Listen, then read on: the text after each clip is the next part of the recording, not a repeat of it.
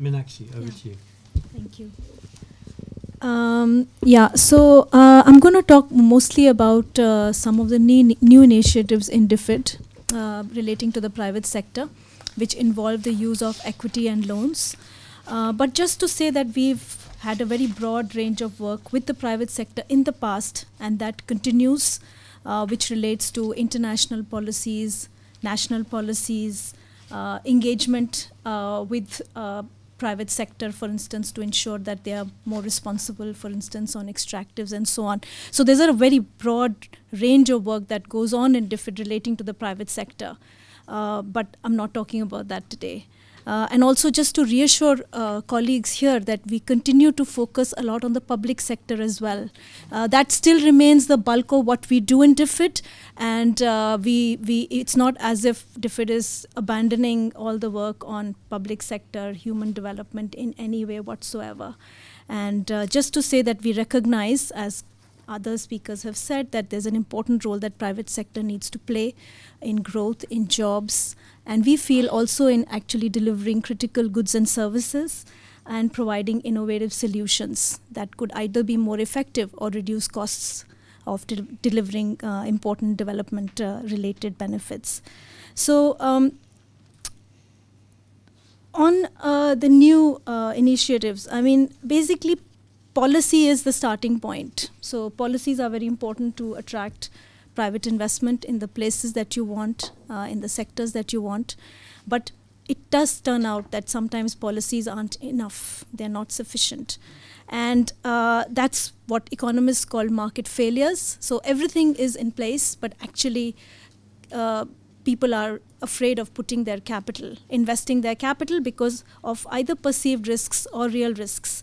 And that could be because the businesses are small and untested, ideas are new and untested. It could be because you want private investment to go into regions that don't have the necessary infrastructure and people don't know how it is to work in those regions, or because you're dealing with social segments like youth and women. So actually it's not just, even developed countries have recognized that they need to have special schemes and programs to support these kind of businesses. So UK, for instance, has schemes that offer loans and equity grant support to small and medium enterprises and to attract people into regions where you don't have sufficient private sector activity. And the US, for instance, I was interested to learn that even Google has got state support from the US government at one point of time. Apple has got support from the US government at one point of time. So it's not unheard of at all. In fact, it's pretty much a routine activity of most governments. Now, what is DFID doing? DFID started a pilot in India which used loan and equity to address some of these market failures. And we partnered with local development financial institutions. So there are organizations that the Indian government has set up to promote investment. And these have commercial attributes, but also development orientation, which was great. And we focused on the 8 low-income states which have the bulk of the poor, but a very, very small share of private investment. So I wanted to give you a few examples of what we financed there and what impact it could have. So to start with, for instance, the ODI strategy focuses on urbanization as a big challenge, and affordable housing is a big subset of that challenge. And India is actually short of at least 25 million affordable homes. Now, if you depend only on the government to deliver that, you're going to move along the graph very close to the x-axis. And what you want is a steep upward trajectory. Now, we looked at policies and found that actually policies were skewed in favor of richer houses, bigger houses for richer people.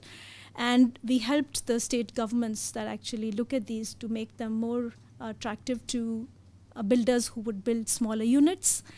But we also found that people who needed to buy those smaller units were informal. They were employed in informal sectors, and no banks would give them the loans that they needed to buy those homes. So you needed to actually seed a new set of financial institutions that would look at this as their target group and create appraisal systems and loan products for this target group. And we also needed builders who were interested in addressing this. So we actually gave loans to some of these new private institutions, and we're really pleased that 6 new additional companies have decided to give loans like this, which wasn't happening before in these particular 8 low-income states. So we have 6,000 homes that are getting constructed, 2,000 loans, and 5,000 jobs, because construction is one of the most labor-intensive sectors. So we feel it's not just these 6,000 homes and 2,000 loans and 5,000 jobs. Actually, if we can get this sector going through demonstration, the problem can be addressed much faster using capital that doesn't have to come from the government. So this is just an example of how we feel private sector can deliver development impact. The other is health. So tribal communities in India suffer from arsenic poisoning in their groundwater. And the governments had tried its best to have government-sponsored, water filtering arrangements and so on and so forth. But they haven't really gotten off the ground in the scale and the quality that you need. So now they've started looking at private solutions, PPPs. But actually, who's going to provide the private solution? You need good, well-governed companies on the other side to provide that. And we found a really well-managed company that is purifying water and providing it to rural communities. They provide it free of cost because the government pays them. But to expand, they needed equity, and that's what our partners provided them using DFID funds. Now from 150,000 poor people, 1.5 million poor people are going to now start getting pure water. And you can imagine the positive health impacts of that. Skill training is another issue. Businesses want skilled people. People want jobs, but they don't have the skills. It's a ridiculous problem to have. And government institutions have been able to only train hundreds or 100,000s when we need millions. So skill training businesses are coming up. And you find that revenue streams are possible because poor people are willing to pay fees from future incomes. Employers are willing to pay a price to get good quality people, and government is also prepared to pay you some amount if you're skilling up poor people and giving them jobs.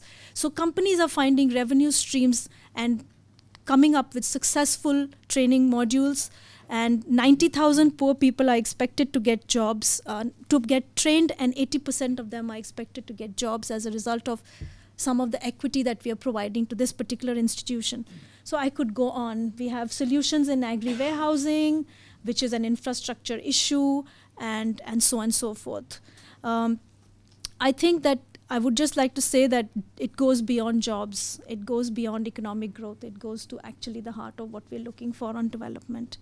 What are the challenges? The challenges for DFID. We want to now replicate and do more of that, let's say, centrally from London, looking at partners who have the expertise to manage these kind of returnable capital programs, as we are calling them. I mean, I just want to emphasize what we've given these companies is not grant, it's equity or loans, it's money that's supposed to come back, because we don't want to skew the market in favor of a few. We don't think we should line the pockets of private sector, so the money should come back, and when it comes back, it can be redeployed in other activities. The challenges for us are that we need new skill sets to understand this and to do it properly. We need to reorient our own systems, which have been geared towards grant. We need to ensure that we are additional, so we don't want to substitute for the money that these organizations could have got anyway. We don't want to substitute for commercial capital. So we have to choose our projects quite carefully. We are doing it by looking at geography and sectors and type of projects that we can see aren't getting private sector capital. But we also need to make a good judgment, because there's no point us supporting a whole lot of projects that are going to fail, because that is neither going to deliver development results nor get the money back for further redeployment. And so these are the kind of challenges that we are currently trying to address, and we propose to move cautiously and kind of move forward along this. We welcome suggestions and challenges from the group here. Thank you. Meenakshi, thank you so much. And I think it would be great actually if we could share those project examples from India more widely. If we could, I'm sure they're available on the website. Because it does strike me that what you're tackling here is a market failure, part of which is to do with financial exclusion of the poor, but which has very direct poverty and development effects as well. So thank you very much for that.